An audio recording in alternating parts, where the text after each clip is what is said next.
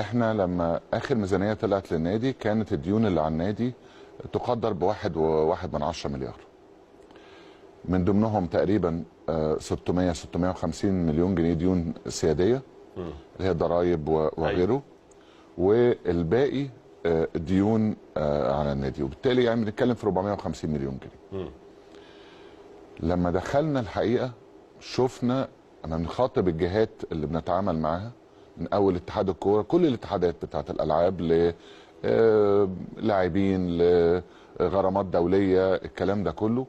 الديون اللي على النادي وصلت ل 2 مليار و500 مليون، يعني من 1.1 ل 2.5 يعني بنتكلم تقريبا مرتين وكسر. بالظبط مرتين وكسر.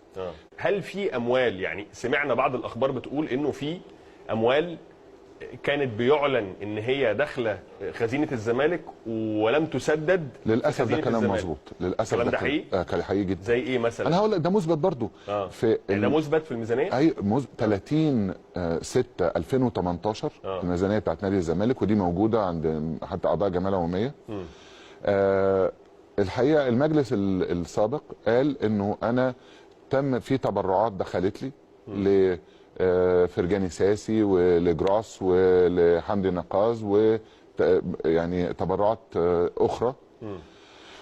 قيمه التبرعات دي تعدى المثبت اللي مقر في الميزانيه، وانا معايا الميزانيه ممكن اوريها لحضرتك. مظبوط. تمام ماشي. اللي موجود فيها ايه؟ موجود فيها 2 مليون يورو لتبرع عشان جروس. ايوه، ده المفروض بيغطي كامل تكاليف التعاقد مع جروس. مظبوط يا فندم. تمام. فرجاني ساسي 4 مليون يورو. حمدي النقاز $1 مليون. بخلاف بقى حاجات تانية، بخلاف 7 مليون جنيه الحقيقه تبرع برضو لملابس الفريق وكده وغيرها. يعني احنا بنتكلم دلوقتي الارقام اللي حضرتك قلتها، بنتكلم تقريبا في 7 مليون دولار تقريبا او 7 مليون يورو، ده صح مش كده؟ تبص على الارقام دي مش موجوده في الميزانيه، ما دخلتش النادي. طب ده انت كاتبها في الميزانيه، وانتوا عشان بس ابقى فاهم الارقام دي تاني بس الارقام دي اهو الميزانيه موجود فيها بيقر ان في تبرع حصل. طب فين لما تفتح الميزانيه جوه مش موجود. مش موجود، الفلوس دي ما دخلتش مش موجوده في الحسابات. لا يا فندم. وبالتالي انتوا ملزمين تدفعوا العقود دي بعد كده. ودفعنا يا فندم للناس دي.